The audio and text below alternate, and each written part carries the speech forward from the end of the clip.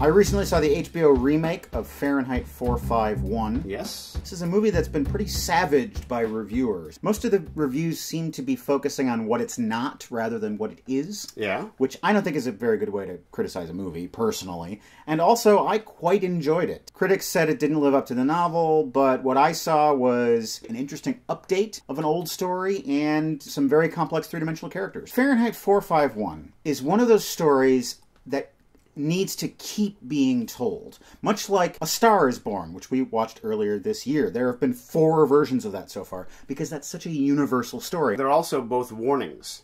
One Yep. is a personal warning of be careful what you wish for as far as being a star goes. And the other one is a warning about anti-intellectualism. They say it's technophobic because so much of it focuses on the internet. But how could it not? You can't have them watching a giant television and have that still be relevant. And technophobic. It's a Ray Bradbury short story. He was the most technophobic person of all time. I wouldn't be surprised if Ray Bradbury just kind of didn't like the printing press. I just wish the books could be printed slowly, one at a time. One at a time. The way they used to be. The monks. I've got a bunch of movies that I've never seen before. You don't know what they are. Every episode I'm going to spring one on you. It might be good, it might be bad. We'll watch it and talk about it. Welcome to the basement. Here in the basement, we are in the midst of Cartoon June. I have tasked Craig to pick our second animated movie. Here in the basement, June is all about cartoons, but out there in the real world, Matt, June tends to be a big month for weddings. But some people die without ever getting married. That shouldn't keep a single girl down, because you could become the corpse bride. Have I seen that? I don't recall if I've seen that. It's a Tim Burton movie. They all kind of look the same. I've seen that. Okay. I have. I don't remember anything about it, though. Well. I think there's a dog. Okay, released in 2005, The Corpse Bride was directed by Mike Johnson and Tim Burton. It stars Johnny Depp and Helena Bonham Carter. What? It has a soundtrack by Danny Elfman. And Elfman even sings a song, possibly just going bum, bum, bum, bum, bum, bum. The cast also includes Emily Watson, Tracy Ullman, Albert Finney, and Welcome to the Basement Hall of Famer, and now record holder for being in the most episodes, Christopher Lee. This marks the third movie on this show that I have seen before. The first was Akira. The third was this. The second I have never revealed until today. I'll tell you all about that later. Traditionally, one gives a gift, and I should let you know that I found in my backyard today something that would have been perfect for this. But I didn't think you would really appreciate a decapitated rabbit. I have vicious cats that live next door. So instead, I give you this other bit of goth memorabilia. Secular Saint Edgar. Oh, it's Edgar Allan Poe. That's right. Patron saint of bohemians, cryptography, and detectives. So rise up from your hallowed grave and walk straight down the aisle to the old leather couch where we'll be watching Tim Burton's wackadoo cartoon, Corpse Bride. Dun-dun-dun-dun-dun-dun-dun. Boo!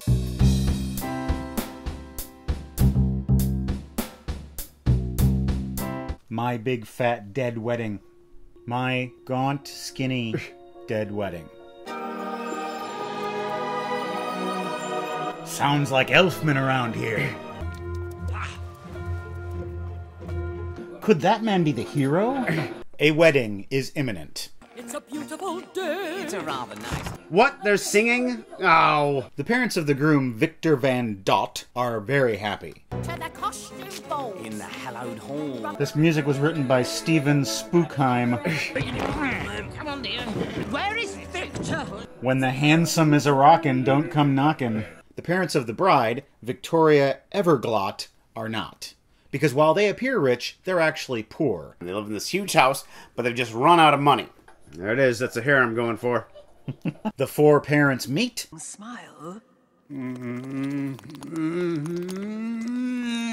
That's how I smile when people tell me to smile. I empathize with that frogman. Craig Johnson is reflective. Craig Johnson plays that one Tom Waits song he knows on the piano. Now, Victor and Victoria have never met. They accidentally meet when Victor is playing the piano.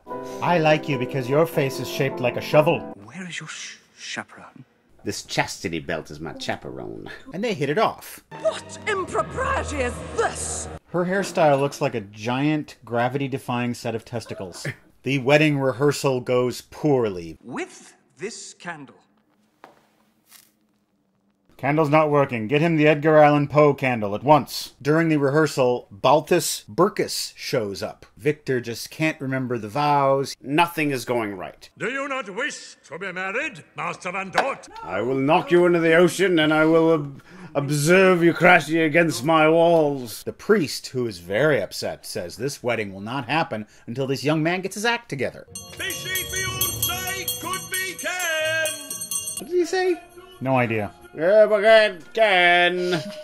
Victor goes out into the woods to rehearse his vows. And suddenly he gets confidence. He knows all of his lines now that he's alone and no one's watching him. And he even takes out the ring and he places it on the finger of a nearby branch. I ask you to be mine. Uh-oh, the White Walkers are coming. That's not a branch. He's just married a corpse bride. I do. There is a chase as he tries to escape. Corpse bride can't come into a town. Corpse bride's not allowed. I stand corrected. You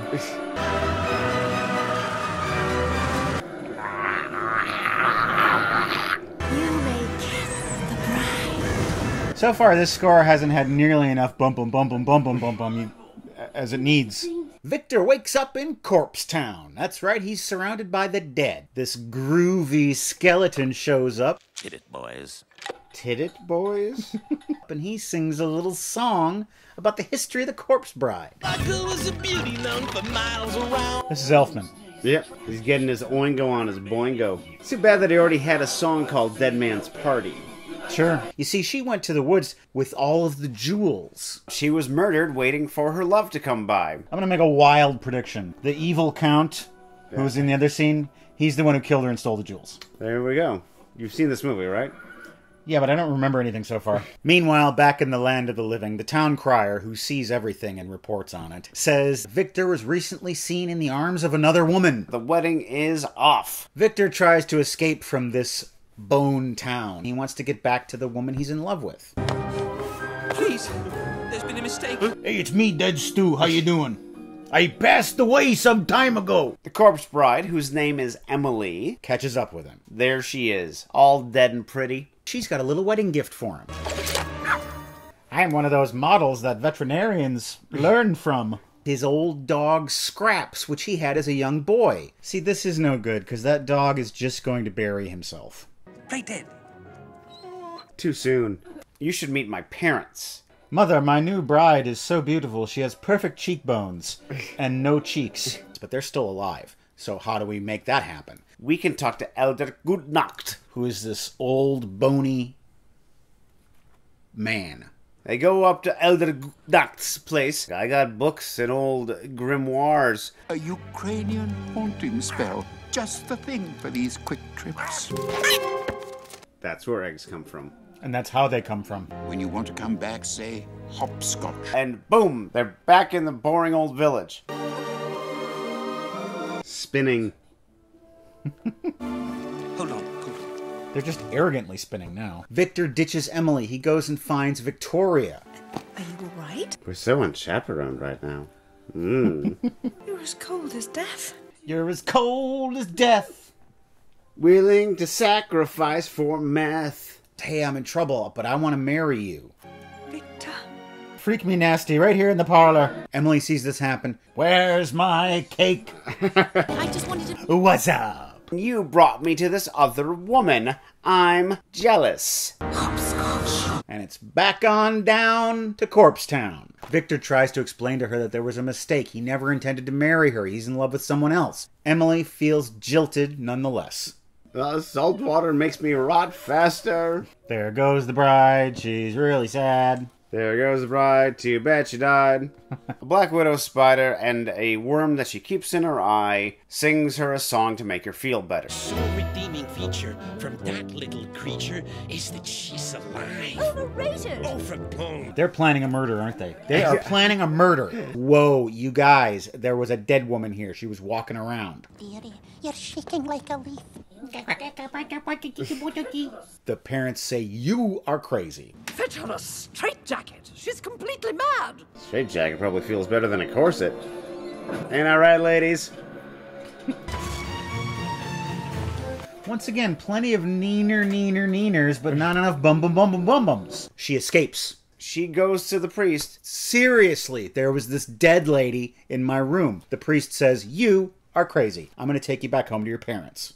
Victor needs my help. Father, please seal the doors and bar the windows. No, bar the doors and seal the windows. Wait. What shall we do? I'm going to hop into my motor car because I have a mania. Barkus Burkus tells the parents, How about I marry your daughter? I would lavish her with riches befitting royalty. and I would smother her with my massive chin. The Everglots think this is a great idea. You have only to suffer this. Don't touch the art. You have oils in your hands. It decays the paint. The family was so destitute they had to fire their docent. Emily is sadly playing her piano. This repurposed coffin piano, created by a dead Brooklyn hipster. Victor sits down beside her and they play a little duet. These guys are kinda good for each other. Mayhew, the family driver, is very sickly, and soon he drops dead. He goes down to the land of the dead and fills in Victor on all the current events. Hey, you know your fiancée? She's marrying that other guy. You can't live with him. You can't live with him. That skeleton doesn't even have a bloodstream. How can he get drunk? The marriage happens. The sea leads to many places. I'm gonna go and be weird somewhere else. Victoria is very unhappy. Back downtown, the old bony sage comes to Emily and says, "There is a complication with your marriage." "It is only legal in Canada." You're not actually married to Victor, because the wedding vows stipulate till death do us part. Death has already parted you. And also, there was not a priest or a government official. You did not give him a ring. You said no vows yourself. And he was just practicing. I know this is kind of puncturing the entire premise of this movie. But if Victor drinks this special wine, then he will be dead. And you don't have to worry about death doing you two-part. Victor says, "I will die and marry you." You may never return to the world above. Have you been to the world above? It's bleak and is filled with weirdos and makes skeletons look like good company. I don't want to have the wedding reception here. We're going home to my own church to get married in. Everyone loves this idea. It's been a long time since I've been above ground, as it were. The Everglot family are having a very dull and joyless wedding dinner, when it is interrupted by ghouls. Make them sing the Banana Boat song. The dead now walk among the living. Where do you keep the spirits?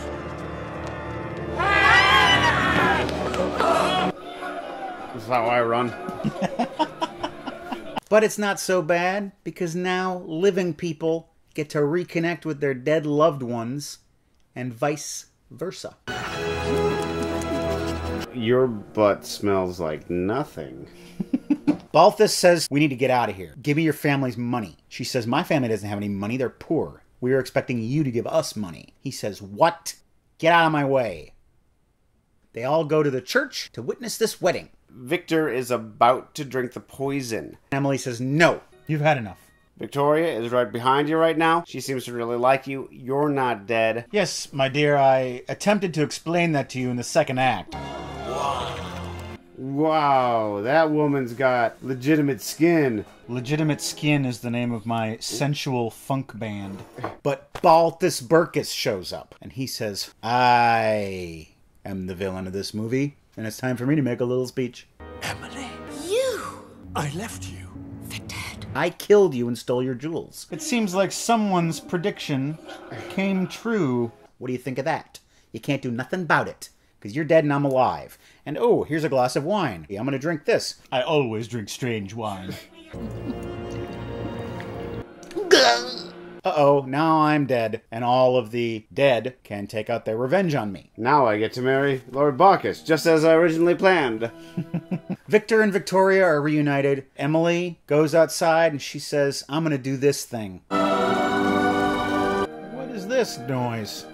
She gets to do something now. And she flutters off into the night sky. Corpse Bride. The bells have rung. We've played the Pachelbel canon in D, D meaning death, for Corpse Bride. Someone once asked me, have you ever watched a movie that from the very first shot you just didn't like? And I would have to say that movie might be Corpse Bride. Right from the very top, my brain just took a pass on the whole thing. What didn't you like about it? Just kind of how it swooped, it just seemed so mannered, I just wasn't drawn in. There's a point when certain artists who are their own island of style. Yeah. There's a certain point where it gets pushed too far.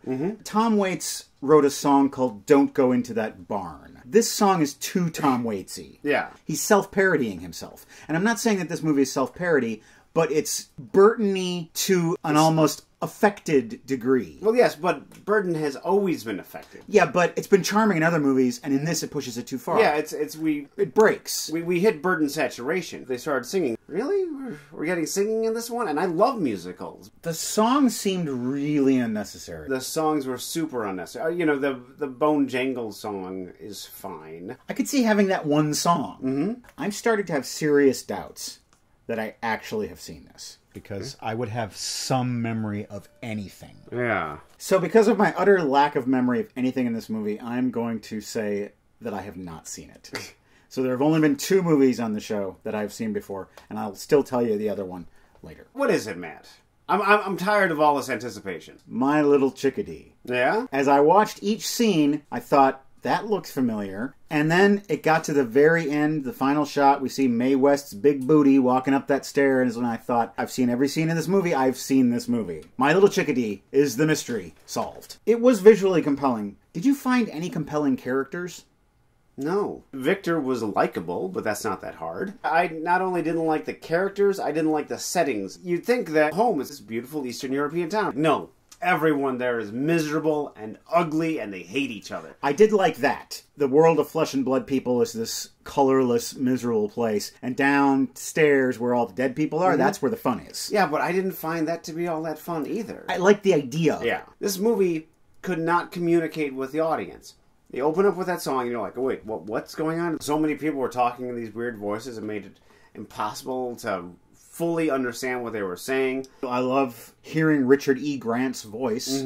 Apparently, I'm a day early for the ceremony. Is he from your side of the family? Is he Withnail or I? I don't know how much voice acting he does, but he should do a lot. What else would you do to improve this? I would have had some sort of explanation of why she went off to become moths at the end of the movie, which might have happened. We might have talked over it, or it might have been mumbled by someone. Well, I don't think it was bad. I think it was a middling effort, which for Tim Burton is bad. It seems like someone looked at it and said, it's good enough. Yeah. Corpse Bride has been laid to rest. And now, Seen It. Cartoon June, you all. That means our theme for Seen It is cartoons. And it's appropriate that this theme comes after watching Corpse Bride, because all of the cartoons we're going to talk about deal with some sort of profound loss. Yes. Dustin Heisey writes, Seen It? A silly Disney Pixar picture that honestly makes me cry every time. Coco. Remember me. So we don't have to say Seen It. My TV, during the closing credits of this movie, just threw itself off the shelf. It's like, I'm exhausted. And it threw I'm done. I can't do it anymore. It is such a visually rich movie. Yeah. It's impossible how much color and detail is in that. Something weird happened to me. It was during, like, the first act of the movie. I wasn't totally into it. You know, this is a little cutesy. And I'm really sick of these anachronisms. Like, damn it, the cartoons always have this modern stuff. And then it occurred to me, this story is taking place in modern times. This isn't an old story. Maybe it's because it takes place in Mexico. For some reason, I thought it was 30 or 40 years before, and they didn't fist bump back then. I don't know. Maybe that's some sort of prejudice inside me. Yeah, you need to spend more time down in Mexico. I need to spend any time down in Mexico. I've never been. Let's go to Mexico. Let's fun. not tell the wives. There are a few famous Mexican dead people who appear in this movie. Frida Kahlo shows up, El Santo. I have to say I was really looking for Cantinflas to show up. Might be the youngest and the whitest person ever to have that desire watching Coco. Do you know Cantinflas? No. The Mexican chaplain. Cheesecake sauna. Oh.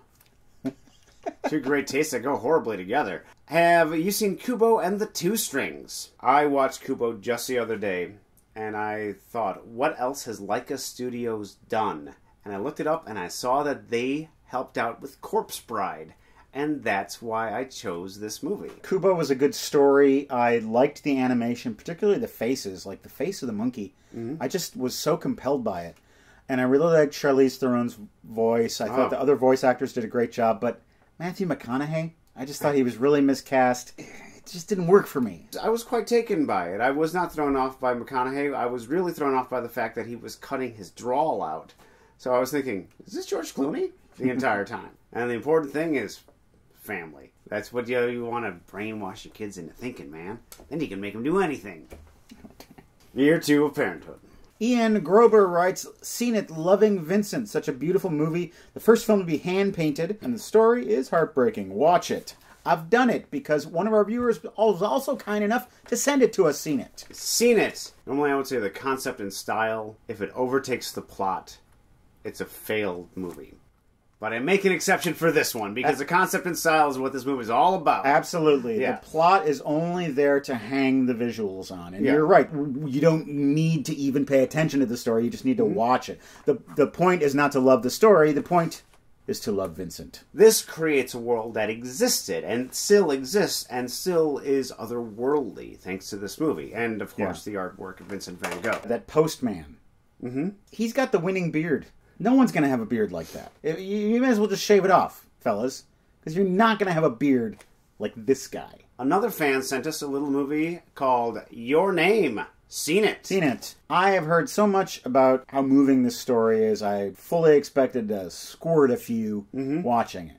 That didn't happen because I was prepared for it. Yeah. And also, the story is so compelling. I was so wrapped up in it that the emotion didn't quite grab me because I was thinking about what was happening, and it's such a great story. It's a very complex story told in as complex of a manner as possible without being so complex that you can't follow the story. Yes, this movie is the anti-Paprika. It deals with these shifting layers of reality, but you can totally follow it. As you peel back the layers of the onion, there's more onion there. It doesn't suddenly turn into an orange. Some parts of the onion appears later, and it's like, oh, that's what that part of the onion meant. Right. Just structurally, Your Name should be studied, but you don't need to study. You can just really enjoy it for being a movie about how people connect with each other. And they straight up say it. Connection is what everything is about. And follow the threads, yeah, I think is a line from the movie. You think it's one movie, and then it stops being that movie half an hour in. Yeah. And then it's like turns into a mystery, and then it turns into a sci-fi movie. It just keeps changing, and you're not upset when it changes. You can profess your love and say I do to our website, welcometothebasementshow.com. There are all of the episodes we've ever made.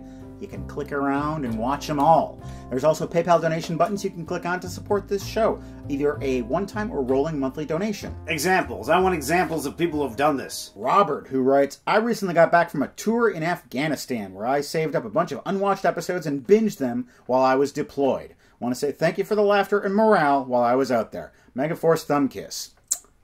Thank you for serving our country, Robert. Yeah, if anyone deserves a thumb kiss, it's you. To find out who the rest of our donors are and to see the contents of our mail crate, you should watch Unboxing, which comes out this coming Friday. Corpse Bride, Dead and Buried, Cartoon June, done. What's up next for us in July? July? Could it be Sci-Fi July? Could it? I think it could be. We'll see you then. Now watch this.